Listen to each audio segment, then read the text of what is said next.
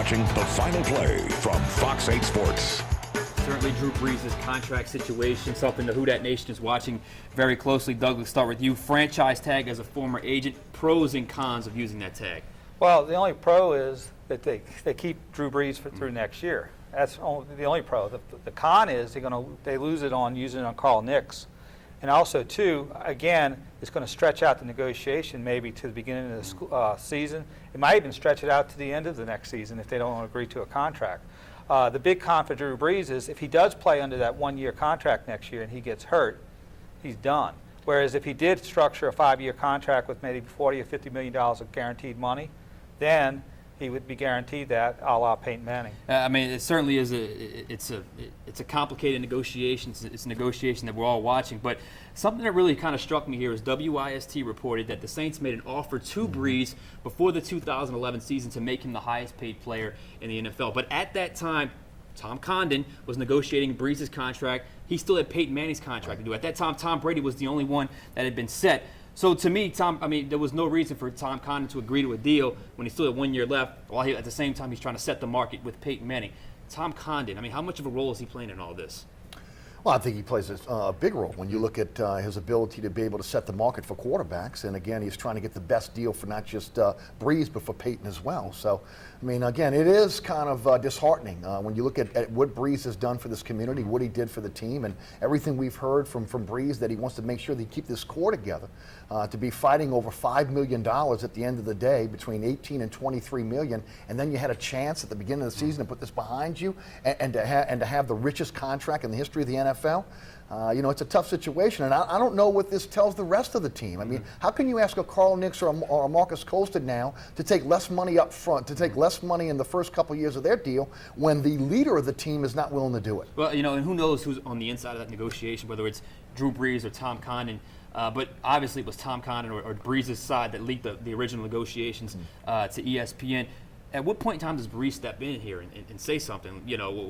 Because clearly we don't want an unhappy situation going into off-season workouts. Because if it drags into that and he can't participate or he holds out or what have you, it's going to look bad on him, right? Well, I think Condon is the mouthpiece for Drew Brees. I don't think that Condon's doing anything that Drew Brees doesn't want him to do at this point. And Drew Brees is looking at what happened to Peyton Manning and how Peyton Manning has been held out to dry now. And he wants to make sure that he's got security for his family going forward in case something, God forbid, would happen where he would be injured. But at the same time, this doesn't bode well for a team now that has about $6 million to be able to work under the cap and so many key players to bring back. I really estimate that over the next couple days, 2 weeks, we'll start to see a lot of players either getting cut or reworking their deals so they get more money under the cap. And Doug, I saw you nod when he mentioned the Peyton Manning situation. How does that all play into the contract negotiations right now? Well, I think it's a perfect illustration of the importance of having guaranteed money.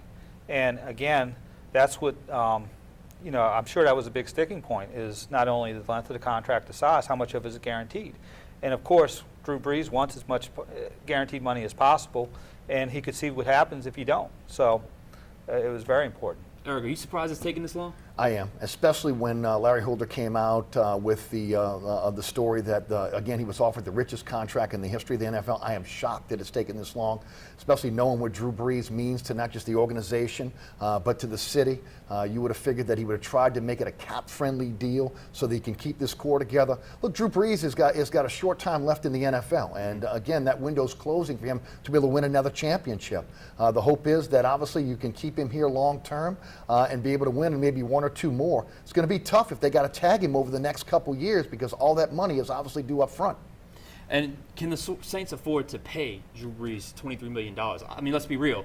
$23 million, I'm of the opinion when I look at this roster that I don't think you can keep too many other guys at $23 million right now. I think they can afford to pay him $23 million if, again, it was structured such that the majority of the money was in a signing bonus that could be amortized over the life of the contract. To be able to come out and pay him what they're going to have to do this year is $16 million or $18 or $20 million per year against the cap. I think that's very difficult. I think, again, Doug's done this in the trenches, but I think it's tough when you got all that money kind of in one player's basket, so to speak. I read a report that said Mickey Loomis with the franchise tag is it's kind of maybe calling bluff a little bit. Is that something that's happened here? Well, I think they made a decision very early on that they weren't going to get to a contract because they put the franchise tag on yesterday and didn't have to do it till tomorrow.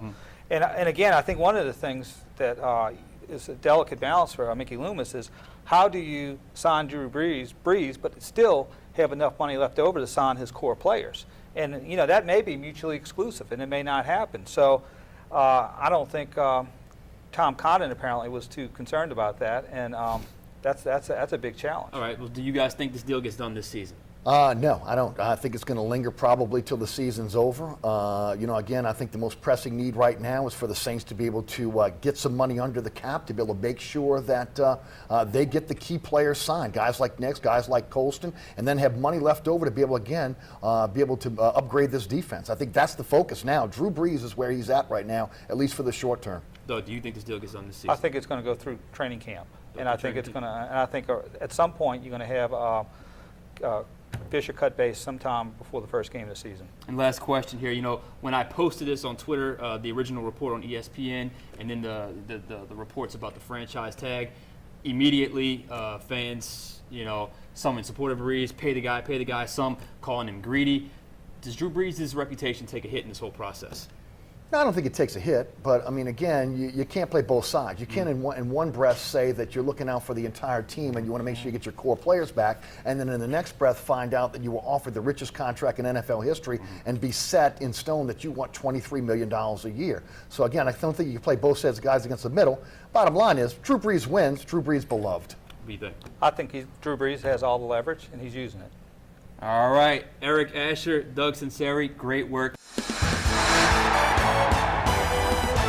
You're watching The Final Play from Fox 8 Sports.